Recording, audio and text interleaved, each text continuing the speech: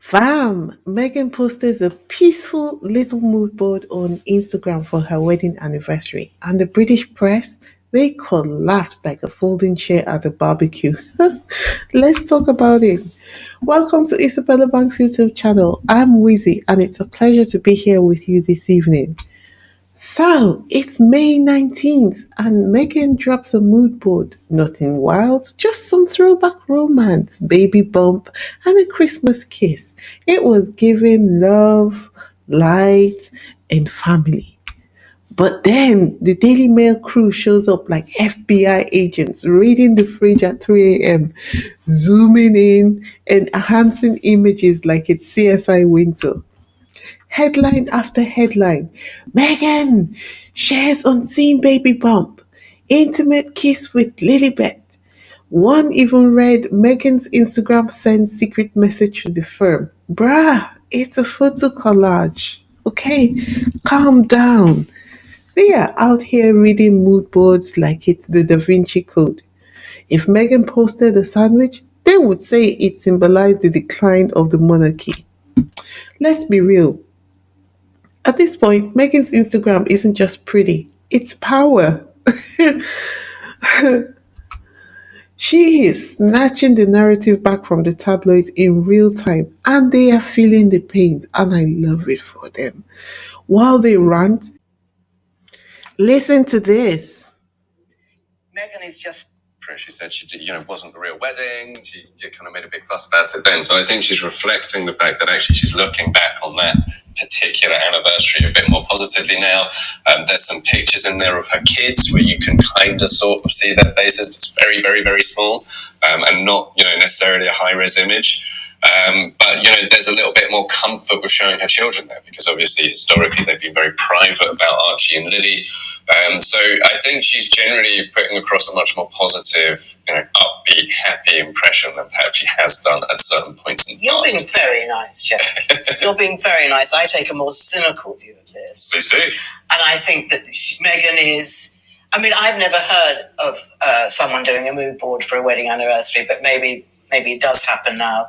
But I think Meghan is just so Californian in everything she does. And that is not a criticism. That's the way they do things. Yeah. So probably it's completely normal. But I just think you can look, but you can't touch sort of thing. These are my children, but they're tiny, tiny pictures, so you can't see them. And aren't Harry and I happy?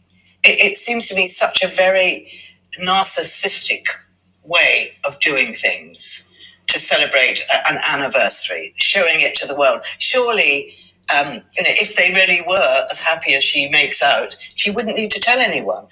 That's what it smacks of to me. Well, interestingly, because Instagram is the social media choice of people who want to portray a kind of overly realistic, happy representation of their life. I mean, that's the forum that everyone does. Curation. Yeah, you go on Instagram and you think, wow, they've got an exciting life, and that's what Meghan has chosen to do by going on this platform. It's almost like an Instagram grid in itself, isn't it? This mood board is almost like looking at an Instagram grid. But it wasn't. It was on her Instagram, wasn't it? Yes. It's there's some. I actually did enjoy looking back through some of the old pictures, not all of which were new. There were pictures there of their engagement. Do you remember the engagement photo shoot they did where Meghan was in that incredibly expensive dress? Yes, it was like the £80,000 dress. And sitting very delicately on a set. That was a gorgeous photograph. Yeah, those were lovely pictures, and that was it kind of did actually take me back to the day when reporting on Harry and Meghan was a happy story, and there wasn't all this conflict around the whole time because I remembered those moments. But then also there was the new pictures of Archie and Lily were interesting, but I cannot get away from the feeling that maybe Harry and Meghan feel differently about whether or not to show the children, and that's for this. The amount of analysis of a mood board is ridiculous. Ingrid Sewage was the female speaker on the panel, and she almost exposed her anti Americanism when she said Meghan is so Californian. Meghan is Californian. She's not British. So why is it a surprise that her ways are Californian? It seems to me that at this point she was clutching at straws and she wasn't altogether on point in this interview or the conversation that they were having. Seems like to me she was just looking for a reason to be hateful, to justify her negative point of view, regardless of whether we're talking about Harry and Meghan or not, or Meghan's mood board or not. What people typically do on their anniversary is to post photographs of themselves. And what Meghan has done is to post photographs of a 7-year journey from the time that her and Harry were engaged, and some of the things that have happened along the way is that they have had kids, and they've stayed true to their desire to protect the kids from the media spotlight by making sure that they only posted very tiny photos of their kids. Remember, Meghan is someone who is very intentional, she's very spiritual as well. And so it probably didn't make sense to her to be doing a 7-year journey of her and Harry's relationship, not just the relationship, but marriage, without including some photos of the kids as well. Anyway, you notice how Ingrid Seward quickly went back to clean that up. She knew she was looking crazy with that statement. And so she was just like, oh, maybe that's the way they do it there.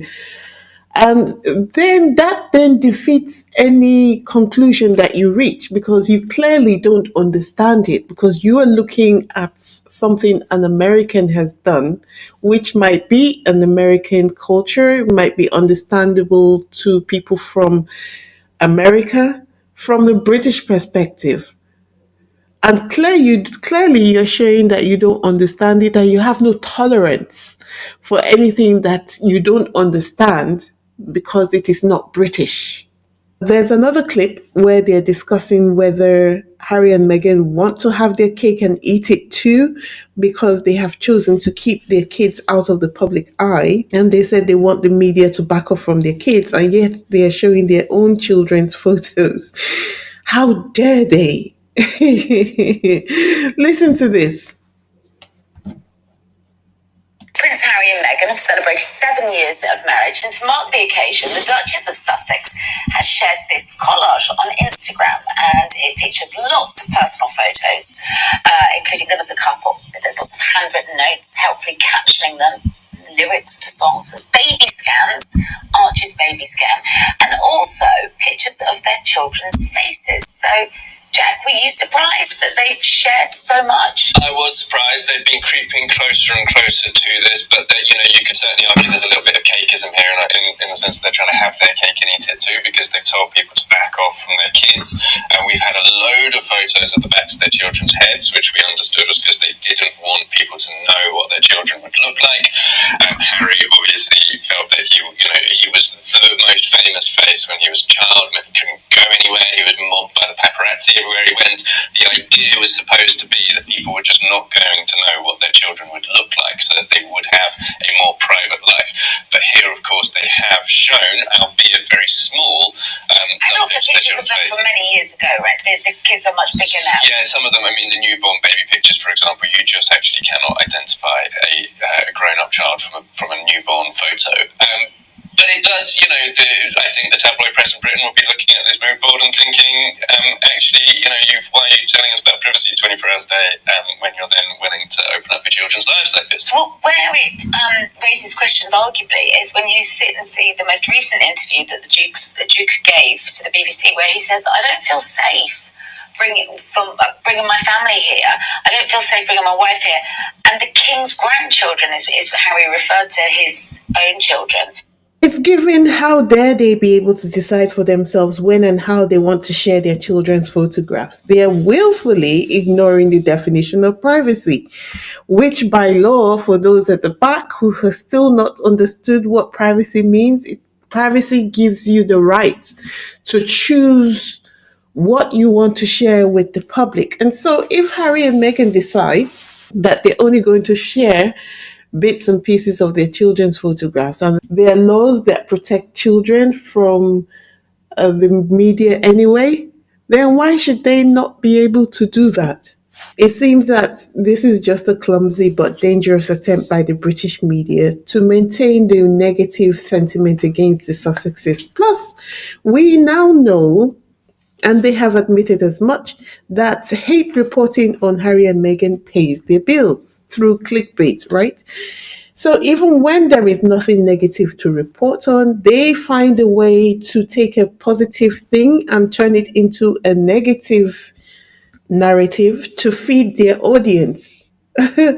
Megan just posts what she wants to post peacefully and she wins to their eternal frustration. You know it's bad when the Daily Mail admits that they use her name to farm clicks like it's crypto. But what they forgot is hate only sells but for a while. At a point, people don't believe you anymore when your rhetoric remains the same. Are you telling me that this person that you're trying to tell us is horrible and hateful never, ever, ever does anything right? Are you really telling me that there is a person on earth who is worse than the devil himself, herself? That's it, whatever the gender that the devil is. Are you really, really, really trying to convince the world that this person deserves every negative thing that you can throw at them or that you're throwing at them when there are people in this world that have done 1,000, 1,000,000 times worse than whatever you think or whatever perceived hurt that you feel that this person has done against you?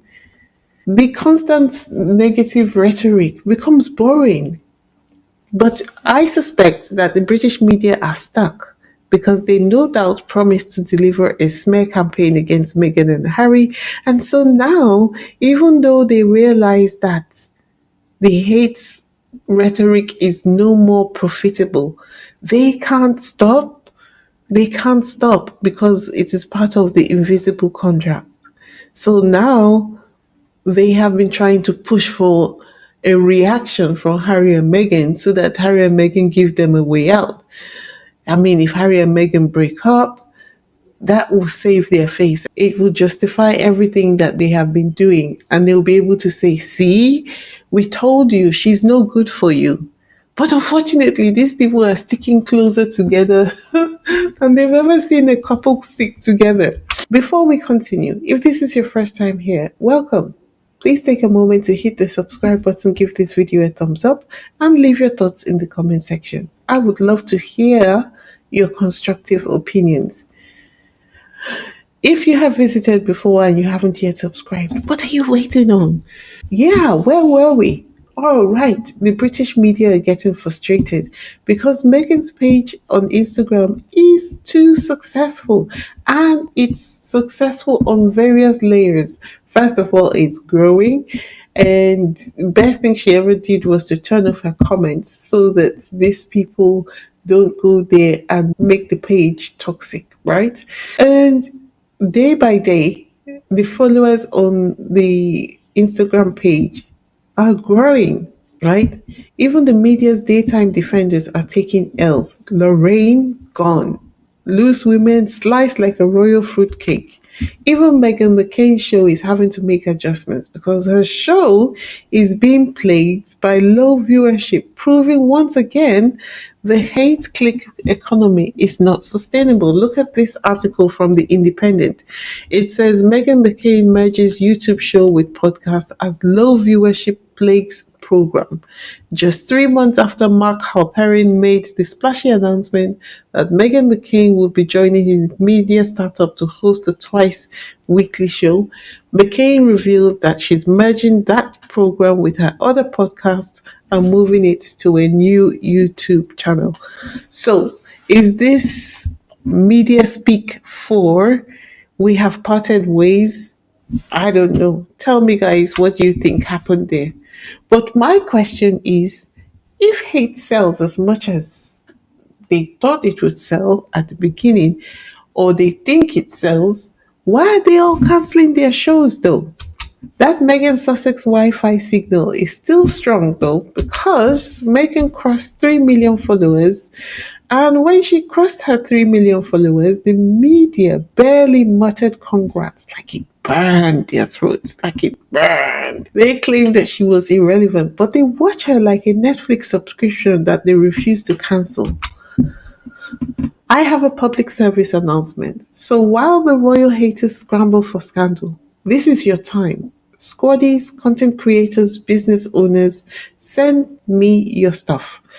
Let's spotlight you while it's quiet in Sussex world, because once Meghan drops another project, forget it. The media is going to combust again and take your promo time with it.